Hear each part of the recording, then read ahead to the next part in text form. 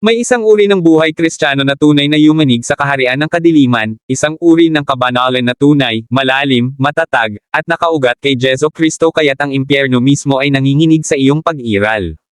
At ito ang uri ng buhay na nais kong talakayin sa ilalim ng temang ito, kung paano maging napakabanal na nagiging mapanganib ka. Hindi mapanganib sa makalamang paraan o sa agresibong laman, kundi espiritual na mapanganib. Mapanganib sa mga plano ni Satanas para sa iyong pamilya, mapanganib sa kapit ng kasalanan sa iyong sariling puso, mapanganib sa pagkakampante sa loob ng iglesia, mapanganib sa lahat ng kumakalaban sa kalooban ng Diyos. At ang bahagi ng kasulatan na nagbibigay nito sa atin ng may kristal na linaw ay Roma Kabanata 6, na umaagos mula sa Kabanata 1 hanggang 5, at papunta sa Kabanata 7 at 8. Dito ipinapakita ni Pablo hindi lamang kung paano nagiging matuwid ang makasalanan sa harap ng Diyos, kundi kung paano dapat mamuhay ang mga pinatawad na makasalanan, sa kabanalan at kalinisan, sa isang mundong humihila pa rin tungo sa kasalanan. Nais kong isipin mo si Pablo na nakatayo sa harap ng iglesia sa Roma at tinatanong ang katanungang sumasabog sa Roma Kapitulo 6 versikulo 1. Ano ngayon ang ating sasabihin? Magpapatuloy ba tayo sa pagkakasala upang ang biyaya ay sumagana? Hindi ito tanong na teoretikal. Ito'y katanungang lumilitaw lamang sa isang pusong tunay na nagsisimulang maunawaan ang sinabi niya mula Roma 1 hanggang 5. Sa Roma Kapitulo 1 hanggang 5 sinabi niya na may isang Diyos na walang hanggan, di nakikita, makapangyarihan, manlalalang at hukom. Nasa kaibuturan mo, alam mong siya ay naroroon, kung paanong alam mong ikaw ay umiiral. Alam mong hindi ikaw ang taong katabi mo, at alam mong ikaw ay nilikha niya at darating ang araw na huhusgahan ka niya. Sinabi niyang tayong lahat ay namuhay para lamang palugurin ang ating sarili. Na ang ilan sa atin ay nagkaroon ng kautusan, ng nasusulat na salita ng Diyos, ngunit hindi pa rin ito sinunod. Na ang iba ay may konsensya at likas na pahayag mula sa nilikha, ngunit hindi pa rin siya pinarangalan. Kaya't ang hatol ng langit para sa bawat isa sa atin ay ito, guilty. Iyan ang dahilan kung bakit napakatindi ng sinasabi ng Roma Kapitulo 1 hanggang 3 tungkol sa puot ng Diyos, ang aktibo at banal niyang galit laban sa kasalanan. Ngunit sa loob ng hukuman ng kahatulan, may isang bagong salita na pumapasok, isang salita ng kahangahangang kabutihan, ang salita ng biyaya. Sabi ni Pablo, nagkaroon ng misteryosong pagpapalitan na ang milyon-milyong makasalanang napaparusahan, mga taong walang kakayahang iligtas ang sarili, ay ipinatong ang kanilang kasalanan sa iba, kay Jesu Kristo, at ang kanyang ganap na pagsunod ay ipinatong naman sa kanila. Iyan ang tinatawag nating pag-aaring matuwid, justification. Ang ebanghelyo ay ito, na ipinapasok ng Diyos ang katwiran ni Kristo sa talaan ng isang makasalanang sumasampalataya, at ang taong iyon ay idinedeklarang matuwid, hindi dahil sa anumang nagawa niya, kundi dahil sa lahat ng ginawa ni Kristo. Roma Kapitulo 5 versikulo 20, ngunit ang kautusan ay dumating upang dumami ang kasalanan, datapwat kung saan dumami ang kasalanan, ang biyaya ay lalong sumagana. Nang nasa pinakamasama tayo, nandoon ang Diyos sa kanyang pinakamasaganang biyaya. At kung ganoon, kung laging nauuna ang biyaya, kung laging umaapaw ito, may isang makikinig ng mabuti at magsasabing marahan, kung ganoon, bakit hindi na lang magpatuloy sa pagkakasala? Para mas lalo pang sumagana ang biyaya. At sinabi ni Pablo, kung hindi mo man lang naramdaman ang tanong na iyan, kung hindi man lang pumasok sa isip mo kahit saglit na ang biyaya ay sobrang libre, sobrang hindi nararapat, sobrang sagana na maaari mo itong abusuhin, baka hindi mo pa talaga nauunawaan ang ebanghelyo. Ngunit pagkatapos ay ibinibigay niya ang dakilang sagot. Roma Kapitulo 6 versikulo 2, huwag no ang mangyari. Tayong mga namatay na sa kasalanan, paano pa tayo mamumuhay doon? Narito ang pundasyon ng kabanalan. Kung tunay kang na kay Kristo, ikaw ay namatay na sa kasalanan. At nais ko itong ulitin dahil karamihan sa mga Kristiyano ay alinman sa hindi alam ito o hindi namumuhay ng ayon dito. Kung ikaw ay ipinanganak na muli, ikaw ay namatay na sa kasalanan. Hindi nito ibig sabihin na ang kasalanan ay namatay na para sa iyo. Hindi ibig sabihin na hindi ka natutoksahin, hindi mo na mararamdaman ang hila ng iyong dating pagkatao, o hindi mo na maririnig ang mga bulong ng iyong dating Panginoon. Ngunit ang ibig sabihin nito ay habang buhay nang nagbago ang relasyon ninyo. Ang kasalanan ay hindi mo na Panginoon. Hindi ka na nito pag-aari. Wala na itong karapatang utusan ka. At upang tulungan tayong maunawaan ito, gumamit si Pablo ng mga larawan. Isa sa mga makatutulong ay ito. Isipin mo ang isang alipin na nakakulong sa isang madilim na kastilyo, may isang malupit na amo na binubugbog siya, sinisigawan siya, pinagtatrabaho siya ng lampas sa kaya niya, at kailanman ay hindi siya pinalalaya. Araw-araw kontrolado ng among ito ang lahat. Nais ng alipin na makalaya kaya nakakita siya ng hagdang may 10 baitang at sinubukang akyatin ang pader upang tumakas. Ngunit sa tuwing siya ay umaakyat, tinatanggal ng amo ang mga baitang at binubugbog siyang muli pababa. Ang hagdang may 10 baitang ay larawan ng pagsunod sa kautusan, ang pagtatangkang umakyat sa kalayaan gamit ang sariling pagsisikap, sariling disiplina, sariling lakas, sariling relihiyosong pagganap. Umaangat ka ng kaunti, ngunit nahuhulog. Nangangako ka, pero nabibigo. Sinusubukan mo, pero paulit-ulit kang bumabagsak. Umaakyat ka, ngunit muli kang binubugbog pababa hanggang ikaw ay madurog, mapahiya, at mawalan ng pag-asa. Marami sa inyo ang eksaktong nakakaalam kung ano ang pakiramdam nyon. Ngunit sa larawan ding ito, may isang dakilang hari, isang marunong at mapagmahal na hari, na nakakita sa paghihirap ng alipin.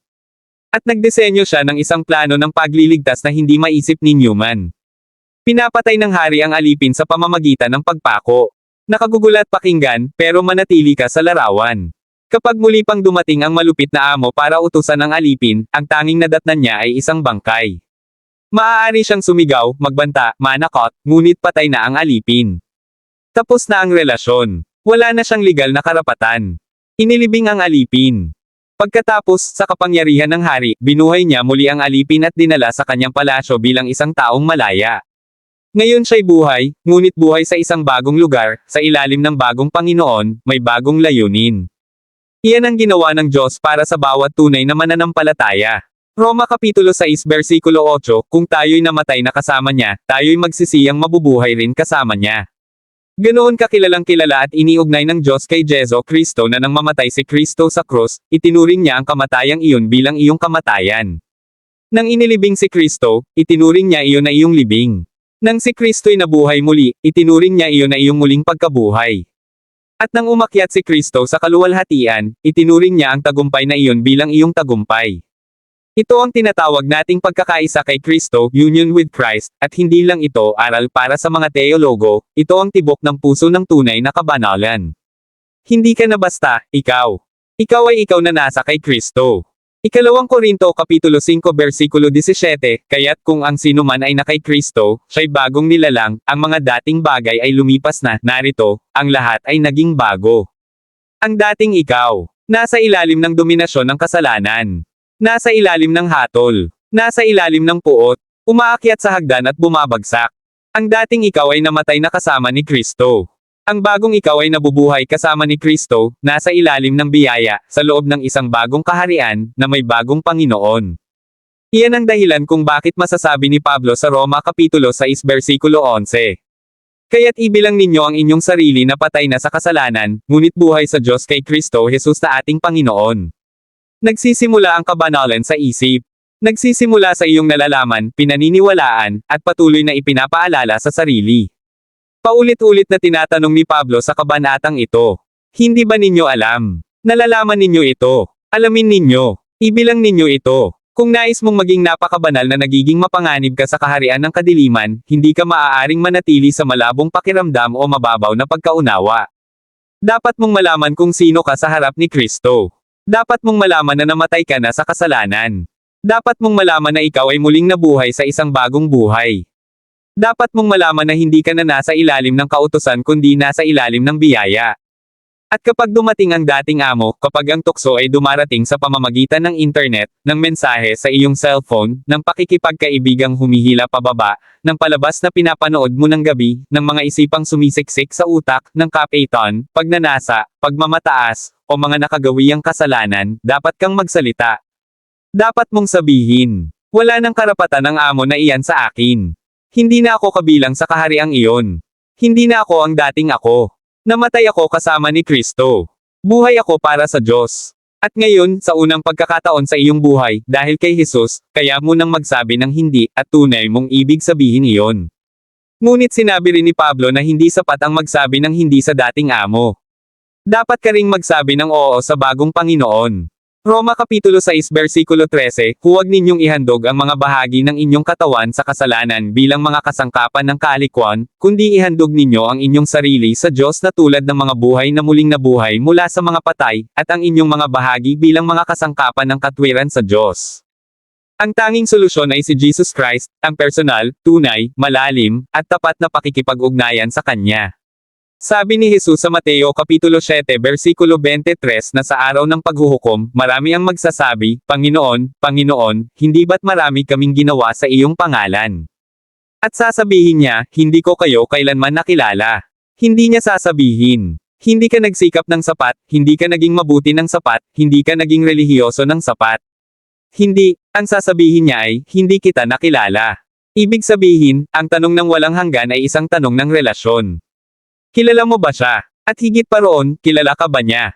Ito ang realidad ng oras na ating ginagalawan. Umiiksi ang panahon, ngunit bukas pa rin ang biyaya ng Diyos. Papunta na ang mundo sa bingit ng kapahamakan, ngunit patuloy pa ring iniaalok ang biyaya. At ang sandaling ito, ngayon mismo, ay regalo. Dahil hindi tayo binabalaan ng Diyos upang takutin tayo, kundi upang iligtas tayo. Ang babala ay kanyang pag-ibig. Ang propesya ay kanyang biyaya. Ang mga senyales ay kanyang paanyaya. Ang bawat lindol, bawat balita tungkol sa digmaan, bawat moral na pagbagsak ng lipunan, bawat bansa na bumabangga sa isa pa, bawat usapan tungkol sa global unity, bawat panawagan para sa kapayapaan sa Middle East, lahat iyon ay tinig ng Diyos na nagsasabing, lumapit ka sa akin.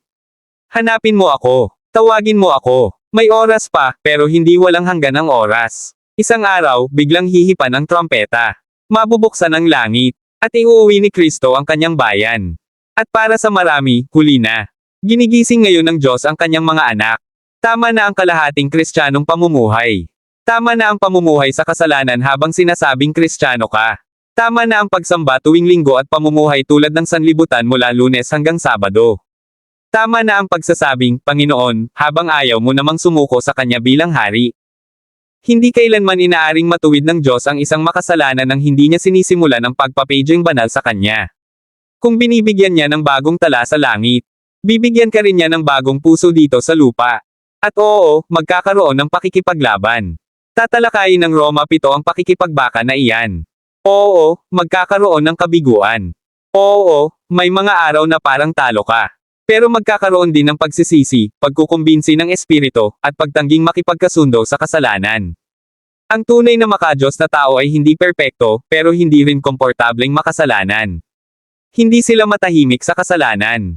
Hindi sila maaaring mamuhay dito at maging panatag. May isang tinig sa loob nila na sumisigaw. Hindi na ako ito. Hindi na ako ang taong iyan.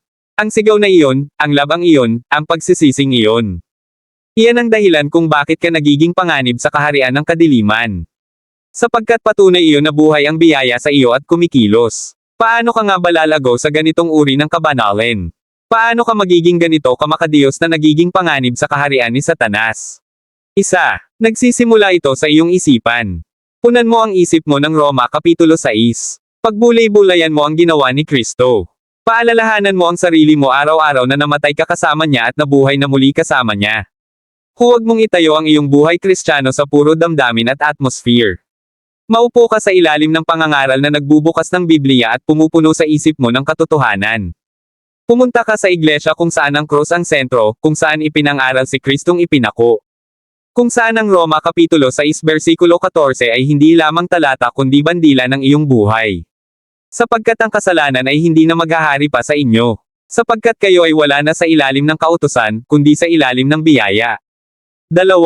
Ingatan mo ang puso mo laban sa mga aral na ginagawa ang kabanalan na opsyonal. Na itinutulak ang kabanalan sa gilid. Na pinapalitan ang pagsisisi ng puro positivity. 3. Makipagkaibigan sa mga mananampalatayang nagtutulak sa iyo sa kabanalan. Hindi sa mga humihila sa iyo pabalik sa kompromiso. 4. Linangin mo ang isang lihim na buhay kasama ang Diyos. Kung saan nagsasalita ka sa Kanya ng tapat tungkol sa iyong kasalanan. Kung saan mabilis kang nagpapahayag ng kasalanan. Kung saan humihingi ka ng lakas. Kung saan nagpapasalamat ka sa krus. 5. Matutong mangaral sa sarili mo, higit pa kaysa makinig sa sarili mo. Kapag mahina ka, sabihin mo, namatay ako sa kasalanan. Buhay ako para sa Diyos kay Kristo Jesus. Kapag nakakaramdam ka ng pagkondena, sabihin mo, inaaring matuwid ako sa pamamagitan ng pananampalataya. Kaya't wala nang kahatulan para sa mga na kay Kristo Jesus. At habang ginagawa mo ito, may nagbabago. Nag-iiba ang iyong reaksyon. Lumilinis ang iyong mga hangarin. Unti-unting umaayon sa kabanalan ang iyong mga habit. Ang mga tukso na dating kumokontrol sa iyo ay unti-unting nanghihina. Napapansin ng mga tao sa paligid mo na hindi ka na tulad ng dati. Iyan ang kabanalan na nag-uugat. Iyan ang biyaya na kumikilos. Iyan ang uri ng buhay na nagiging panganib. Panganib sa dyablo dahil nawalan siya ng isang alipin at ang Diyos ay nagkaroon ng isang sundalo. Panganib sa kasalanan dahil ang mismong buhay mo ay patunay na hindi kailangang manig ang kasalanan. Panganib sa pagkaligamgam dahil ang iyong pagsunod ay naglalantad sa kompromiso ng iba. At ang lahat ng ito ay hindi dahil malakas ka, kundi dahil malakas si Kristo sa iyo. Kaya hayaan mong itanong ko ito ng may pag-ibig. May tunay bang pagkakaiba sa buhay mo bago mo sinabing kilala mo si Kristo? At sa buhay mo ngayon, may ebidensya ba ng Roma 6 sa iyong kwento? Natuto ka bang magsabi ng hindi sa lumang amo? At oo sa bago, natuto ka bang ihandog ang sarili mo sa Diyos? Bilang isa na muling nabuhay mula sa mga patay. Kung ang tapat na sagot ay wala, huwag mong aliwin ang sarili mo sa pagsasabing, carnal Christian lang ako. Lumapit ka kay Kristo. Manawagan ka sa Kanya. Magtiwala ka sa Kanya ng lubos. Hilingin mo siyang iligtas ka. Basagin ang kapangyarihan ng kasalanan. At gawing bago ka. Ang Kanyang biyaya ay sagana. Ang Kanyang mga bisig ay bukas. At para sa mga pag-aari niya. Ang mga nasa labanan. Ang mga pagod pero lumalaban. Ang mga nadadapa pero nagsisisi. Magpakalakas ka. Kumikilos ang Diyos sa iyo. Totoo sa iyo ang Roma Kapitulo 6. Namatay ka na sa kasalanan. Buhay ka na para sa Diyos. At habang nilalakaran mo ang katotohanan ito araw-araw, magiging napakamakadiyos mo, napakabanal, napakalubos na inialay. Na magiging panganib ka sa kaharian ng kadiliman. At pagpapala sa lahat ng nasa paligid mo. Nawa gawin ito ng Diyos sa iyo at sa akin.